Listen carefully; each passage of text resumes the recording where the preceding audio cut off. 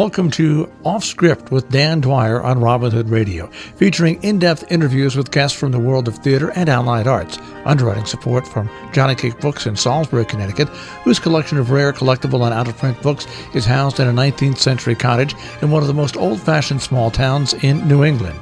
And now, here's the host of Off Script, Dan Dwyer. Thanks, Marshall. Today on Off Script, I'm thrilled to have as my guest one of the most accomplished lyricists and authors of the Broadway musical, Tony, drama critics, Olivier, outer critics, Grammy and Emmy, as well as Academy Award and Golden Globe nominee Lynn Ahrens. With her composer-collaborator Stephen Flaherty, Lynn has either written lyrics or both book and lyrics for Ragtime, Seussical, My Favorite Year, and A Man of No Importance, one of my favorites, and Once on This Island, that won the Tony for Best Musical Revival last year, and both the animated film and musical Anastasia, now on Broadway.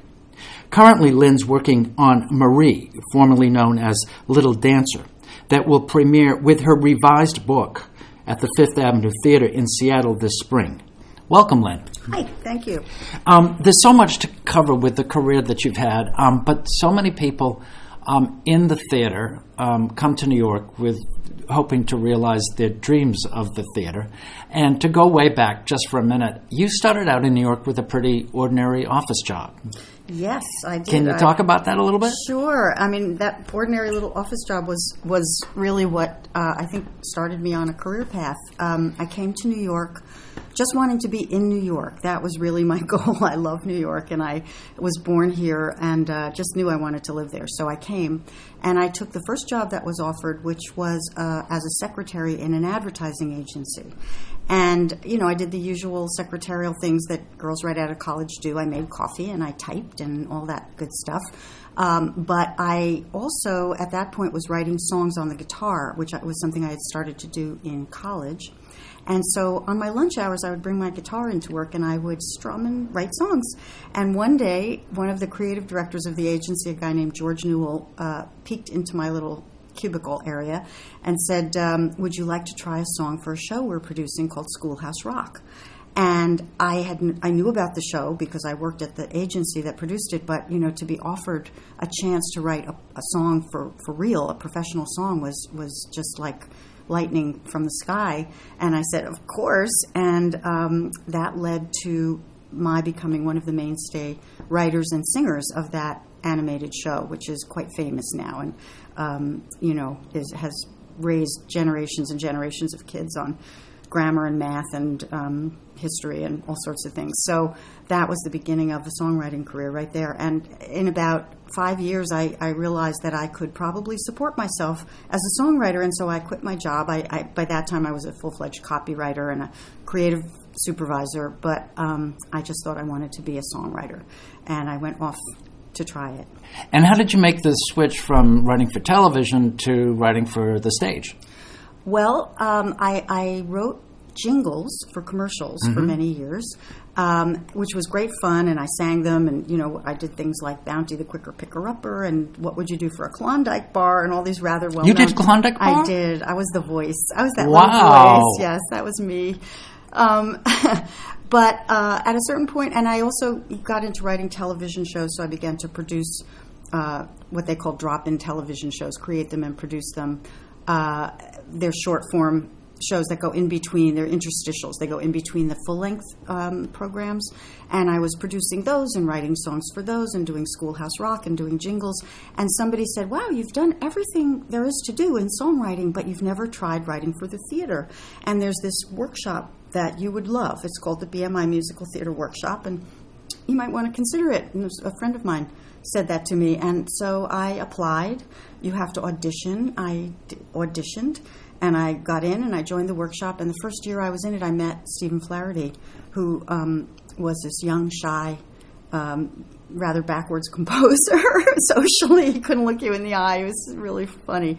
And we started writing together, and it's been 35 years. Let me ask about that, because you know, there are some marriages, they all don't have to be, you know, spousal, but there are some teams, collaborations that are just meant to be.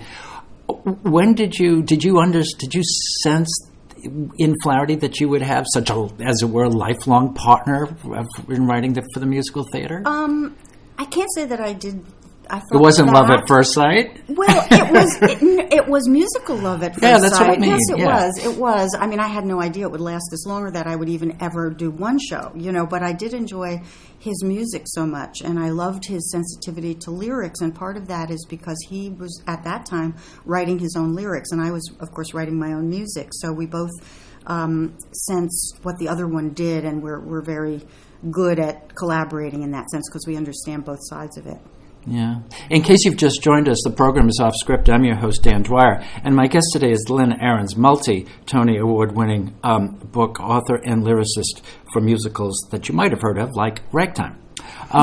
Before we go further, for the people who are not involved in the theater, because you do both, and you are the metaphoric horse's mouth here, the voice of authority, explain basically to people who aren't professionals in the theater the difference, what you mean when you say a book as opposed to lyrics. Oh, sure. Well, a book, or it's also called a libretto, is anything that's spoken, and it functions as the sort of the bare bones of the piece. It's the structure of the musical. It goes from beginning to the end of the first act and into the second act, and you have to figure out where it's going to start, where it's going to end, and what happens in between. And then it's the dialogue that the actors say, or monologue. It's any spoken word hung on that skeleton, and then the songs are what flesh it out, and the lyrics are sort of the bridge between the music and the spoken word. So, while we're on that topic, do you think the distinction between the book and the songs has become more blurred in recent years? In terms of, because a lot of people, we hear a lot these days about the sung-through musical. Right. And it's sort of, for the average person, I think that might blur the distinction. I mean, do you think there is a distinction that's valid? Well, everything is story. So whether it's a song or whether it's somebody speaking a scene, it's all part of the story, and it all needs to serve the story. I think that's where modern musicals are different than, a lot of the musicals that were done in the 50s, where a song was an entertainment that was plopped in there and, a wonderful production number or something. And now it really has to be in some way revealing of character, or it has to tell the story, or it has to move us from one point to another point dramatically. So I think that's really the difference. I think book and lyrics are certainly separate, but they intertwine now in a much more unique and tight way. Right. You've been affiliated with so many great musicals. The most popular, naturally, is Ragtime.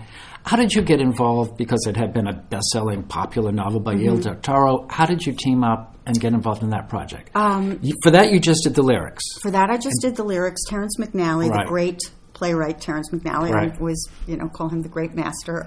He did the book, right? And Stephen Right. Flaherty wrote the music. So we were a little creative team.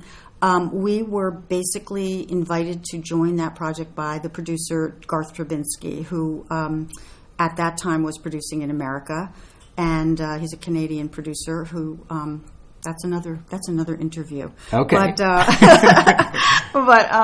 he's a very special person and a creative dynamo, and he had optioned E.L. Doctorow's wonderful novel, and so and was putting together a musical, and he invited us all to do it. Once on This Island, first produced back in 1990, Mm-hmm. and then, of course, it was revived last year to great acclaim Yes. and awards last year. Yes.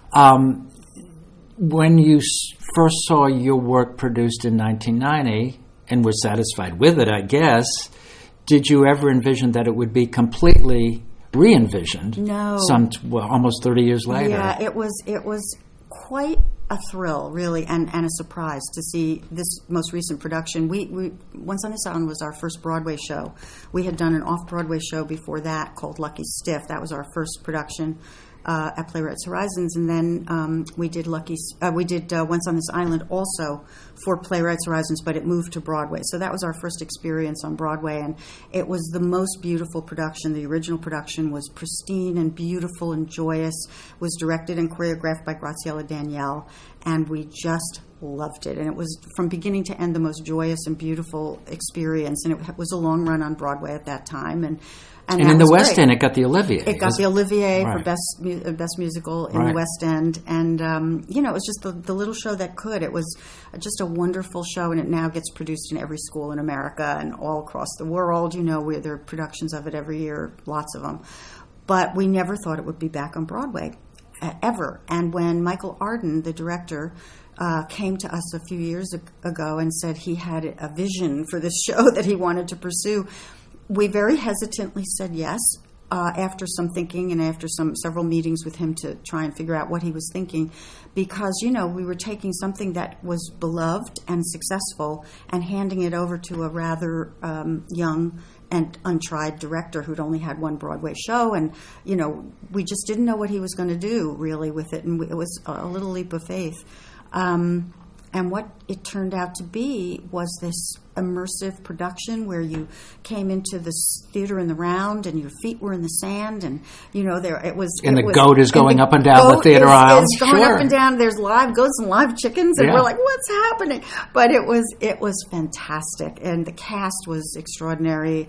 I just had a cup of coffee yesterday with our choreographer, Camille A. Brown, who is a brilliant young choreographer who is shooting like a meteor right now, and what she brought to it was stunning, and it was quite a wonderful reconceiving of something that we thought we knew inside and out, and it was totally different. So Once on This Island, did you do both book and lyrics? I did, for that. So, okay, with something like Ragtime, you did lyrics. Terrence McNally did the book. With Once on This Island, you did book and lyrics.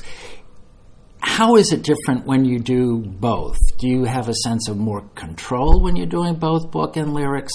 Is it easier to write song after you've written the character in full?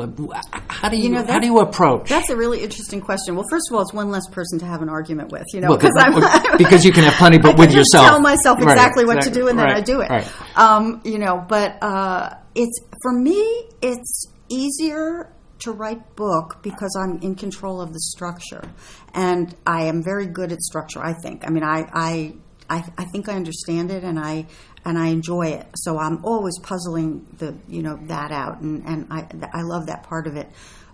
The songwriting is a little bit harder because for example, with Terrence McNally, when I'm working with him, what he writes, for instance, he gives me a monologue that's a page long, and it's beautiful. It's filled with beautiful language and beautiful imagery, and I can see the song leaping right out of those words. But when I'm writing lyrics and book, I have to write those lyrical passages to allow myself to write the lyrics, and This is a naive question. When you're writing from somebody else's book, does that mean you're adapting his book lyrically for a song, or are there occasions where the book might need some new lyrics, you then insert lyric?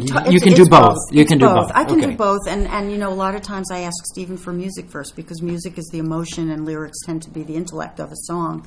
And if he just gets some little emotional vamp under his fingers and goes to the piano and plays it, immediately a song appears to me. So collaboration is really key. I mean, if you're getting to a lyric and you've got to take a character from A to B at a certain point in the structure of the story, and the book's not there, doesn't it depend on the nature of the relationship you have with the book writer to go back and say, hey, I need a better lead in here to make this song work? All of that. It's a constant collaboration. Sometimes with myself and Stephen, sometimes with myself, a book writer, and Stephen. And yes, it's a constant give and take between words and lyrics and music. And sometimes we need a little more music to accommodate what the director needs, and sometimes we need more words to lead into the song more gracefully, and sometimes the lyrics have to accommodate what's being said in the scene that can be more interesting in the lyrics or whatever. So you're constantly going back and forth with each other. Right. It's a fascinating process. It's hard to describe it because it's like it's just very intuitive, really, more than anything. This is a dumb question. Seussical, Ragtime, my favorite year, Once on This Island, Anastasia, a lot of lyrics, a lot of book writing. Do you have a favorite? No. Good answer. No. All right. Well, okay. Not of a production. Let me ask the question in a different way. Do you have a favorite song? of No, all of those. I You don't? No, Okay. I have a number of favorite songs, and each of the musicals for me, some are better than others. Some are unfulfilled a little bit. Some are I wouldn't touch a word. Some I keep tinkering with, but each one of them I think is so special to me because they each happened at a different point in my life. Right. And so what I've expressed in each one of them, it's interesting to me actually to look back and see my progression as a person through those shows. So when you went back and revisited Once on This Island, did you just let it say what it said 25 years before, or did you go in and say, well, this could be tweaked a little, and so you did? The only thing, we really didn't tweak anything. There was one tiny little scene where Timoon, the heroine, finds the boy that she's in love with, first finds him. And that was just a little scene, and I thought, oh, this should have a little music there. Actually, Michael Arden suggested that, just maybe there's something romance to be sung, just yeah. a little pinch. And so we did that, and because of the new choreographer and Camille A. Brown's kind of choreography, I didn't, but Stephen redid some of the dance music that was there originally. That's all pretty new. But, basically, I have to say that show is perfect in terms of structure. It's perfect 3-act structure. It's pretty much through composed. It pretty much starts singing at the beginning and ends with singing. It never stops singing. It's joyous. And it's a wonderful fable. I wouldn't touch it. I loved it. I was you. totally charmed by it. Thank you. In case you're just joining us, the program is Off Script. I'm your host, Dan Dwyer, and I'm talking to Lynn Ahrens. Among many other awards winning shows, Lynn is best known for Ragtime, as well as Anastasia, that's now on Broadway, and Once on This Island, that just closed after a Tony Award-winning revival run. Lynn, we were talking before about the process and how things evolve when you're working on a musical, and I wonder if we could talk a little bit about Marie, Sure. Formerly known as Little Dancer. Correct. By way of background, you've done both book and lyrics. Mm-hmm. The music is by Stephen Flaherty, yes. Good.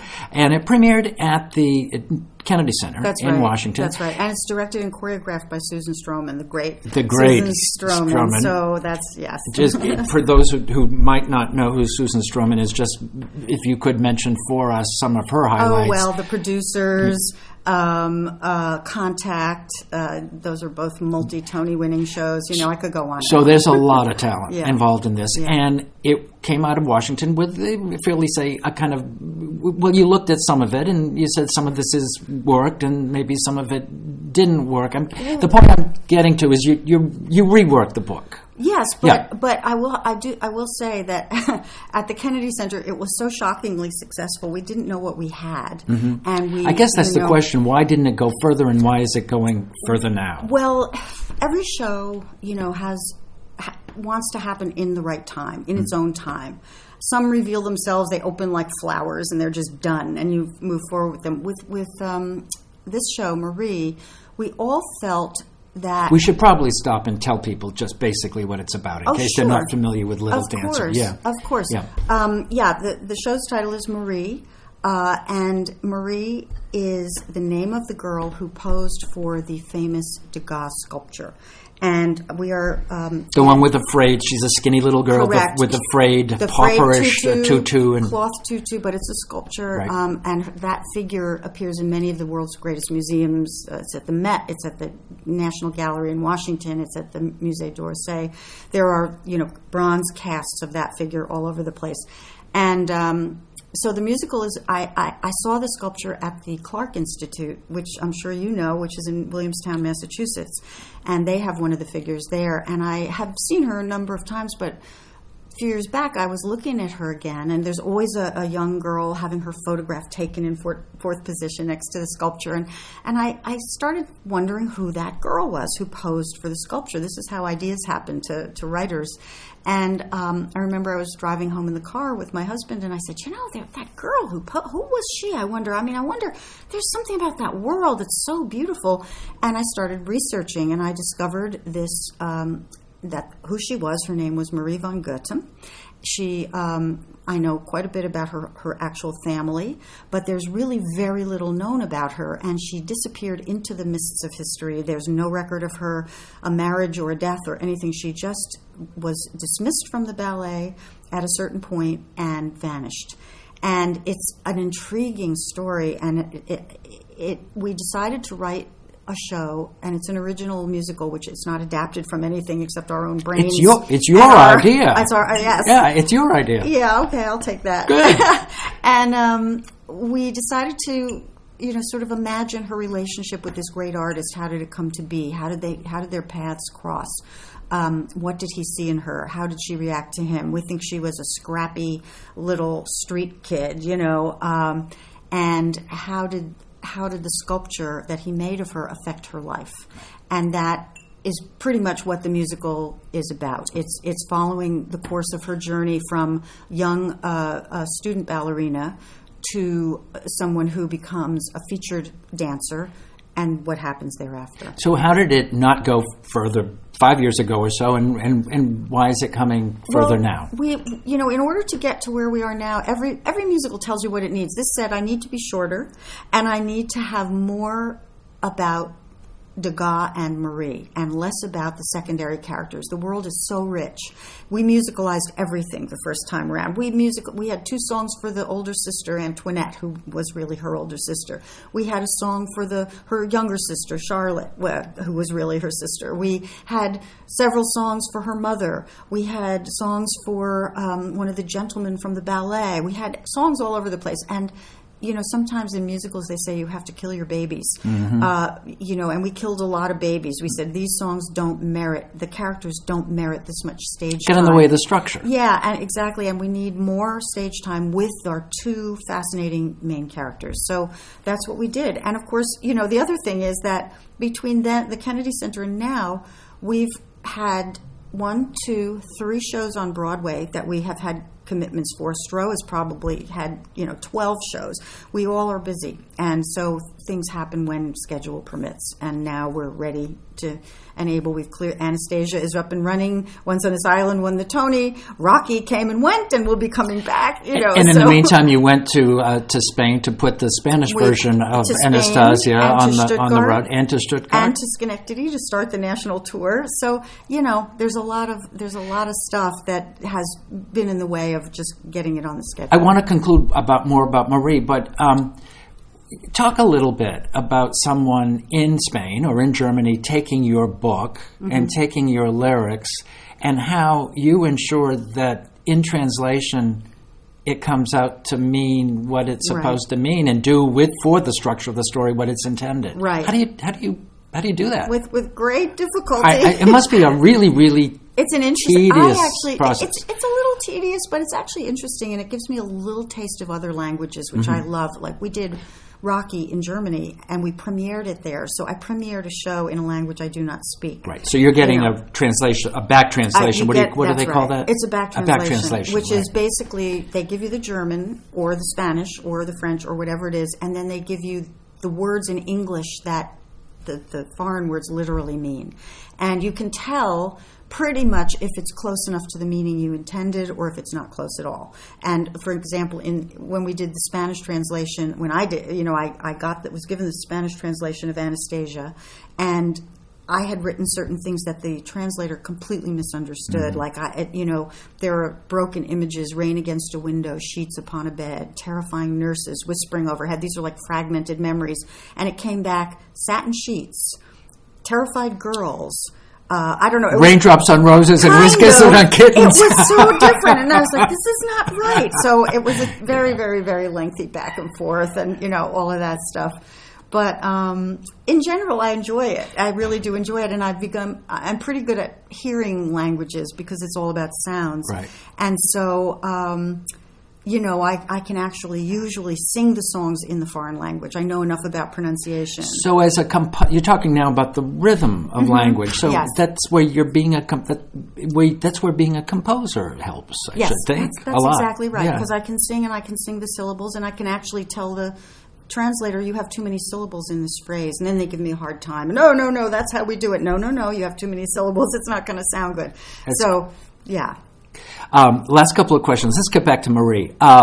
Talk about, if you will, the casting, and also the choreography, because it's so important. It's set in the dance world. Well, First of all, let me talk about the cast. So, playing the part of Marie von Goethem is New York City Ballet's premier dancer, Tyler Peck. She's a principal dancer. She is stunning, absolutely stunning. She does it all. She dances magnificently, and we knew that, but we didn't know what an actress she was. She can carry songs. She's a stunning performer. This is not her first musical theater, is it? Well, she was in was it Oklahoma or Music Man? Okay. I'm forgetting. That's okay. I think it was Oklahoma with Stroh. Okay. And when she was a kid, when she was about 11 years old or something. And Stroh actually, this is Susan Stroman, that's what we call her, Stroh. She noticed a great deal of talent in this little girl and suggested that she take ballet lessons, and look at what happened. So she credits Susan Stroman with, encouraging her to go in the direction of ballet. But she's a dramatic actress. I mean, she's absolutely stunning. So she's our star. We have the great Louise Petra, who you may remember from, she was the original mother in Mamma Mia, Tony-nominated Force of Nature, who is playing adult Marie. She's playing Marie 40-some years later. We have Terrence Mann, who is playing Degas, who is so brilliant. 3-time Tony nominee. He's just a wild man. He has all of the mercurial qualities that I think Degas had. And the quirky intellect. Yeah. Quirky intellect. Yeah. The humor and the wit, because Degas was very witty, and Terry is just hilarious. Yeah. And the choreography is Stroh going to do a kind of a period interpretation of dance or ballet? I would say that it's a modern interpretation of classical ballet, because the ballet is used, dance is used. I won't even say ballet; it's dance, and it's used not only to transition from scene to scene in these magnificent ways, but also to tell story. And there's a 10-minute ballet at the end that actually imagines what might have happened to this girl who vanished into the mists of history, right? So it's a very, very organic piece set in the backstage world of the Paris Opera Ballet in 1881, which is when the sculpture was created. And it's this magnificent world. The costumes are by William Ivy Long, who's like fabulous, fabulous yep. world premiere costume designer. The sets are by Beowulf Borrett, and everything about the show is stunning. That's all I can say. And I couldn't be happier to be And you will be there in Seattle to tweak it and absolutely as that's it goes the fun. along. Well, we hope to see you back with it on Broadway. Yeah, me too. Which is the point, I think, of taking it out to Seattle. Well, we'll see what happens. The point really, when all is said and done, we never think about what's next for a show. We just don't. We think about what's now for the show and what's going to make it just great now for Seattle. I've never been to Seattle, so I'm very excited to go. And we understand that their audiences are wonderful, very engaged theater goers. So, we're going to be looking at them and seeing what they think. Very sophisticated town. Yeah. Yes, it is. I can't wait. Lynn, thank you very I think you will just. Anyway, Lynn, thank you very much. This has been a thrill to have you on Off Script. And thank you, everyone, for listening. Again, the show's been Off Script. I'm your host, Dan Dwyer. My guest has been Lynn Ahrens Tony, award-winning lyricist and book writer for plays that you might have heard of, like Ragtime and Anastasia now on Broadway, and the upcoming Marie that will have its revised premiere in Seattle this spring. Until the next time, thanks for listening. And as a dear departed friend of mine used to say, until we see you again, be well.